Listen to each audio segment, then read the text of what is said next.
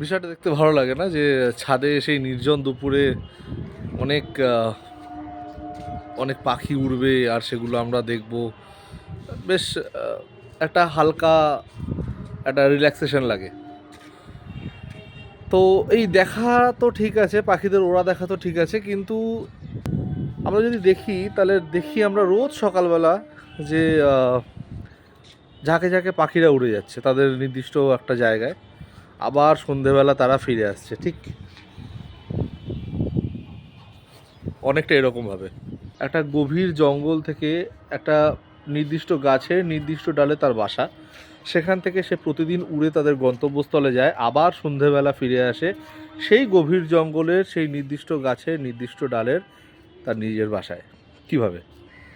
ধরুন আজকে না হয় প্রচুর প্রচুর বিল্ডিং হয়েছে, রাস্তা হয়েছে, তারা জানে, কিন্তু যেসব জায়গায় বা যত পুরনো দিনে যখন এত কিছু ছিল না, শুধু জঙ্গলই জঙ্গল ছিল, বা যেখানে শুধুই জঙ্গল সেখানেও পাখি ওড়ে, ইনফ্যাক্ট বেশি ওড়ে।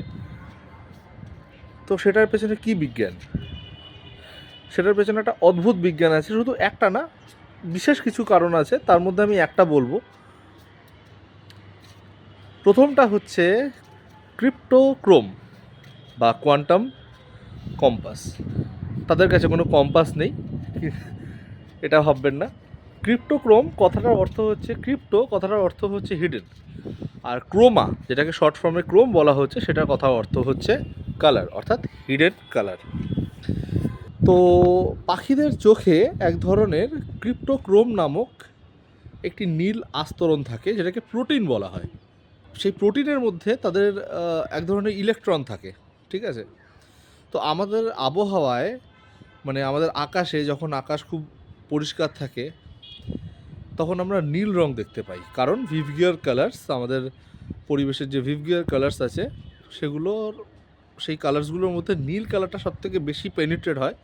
তো সেই নীল কালারের পেনিট্রেশনের জন্য তাদের চোখে, তাদের সেই প্রোটিনে যখনই সেই নীল কালারটা হিট করে, তখন সেই যে তাদের নীল রঙের ক্রিপ্টোক্রোম নামক যে আস্তরণটা আছে বা প্রোটিন আছে, সেটার মধ্যে ইলেকট্রনসগুলো শিফট করে বা ভাইব্রেশন করে। এই ভাইব্রেশনের ফলে কি হয় না, ইলেকট্রনসগুলো জোড়া হয়ে যায়, অর্থাৎ পেয়ার হয়ে যায়।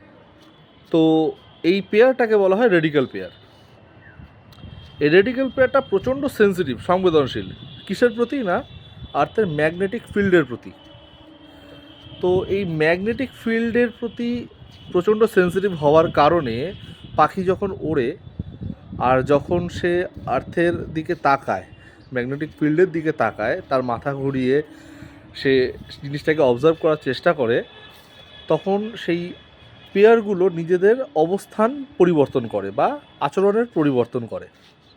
যেই আচরণের পরিবর্তন করে, তখন তারা সেই আমাদের আর্থের সেই লাইনগুলোকে, ম্যাগনেটিক ফিল্ডের লাইনগুলোকে অনেকটা আমাদের গুগল ম্যাপের মতো দেখতে পায়। গুগল ম্যাপ ঠিক বলবো না, অনেকটা সেই 3Dতে কাজ করলে যেরকম বক্স বক্স হয়ে পার্সপেক্টিভ ড্রয়িং হয়, সেরকম টাইপের দেখতে পায়। তো তারা ওই লাইনটাকে ফলো করে তারা নিজের গন্তব্যস্থলে পৌঁছায়।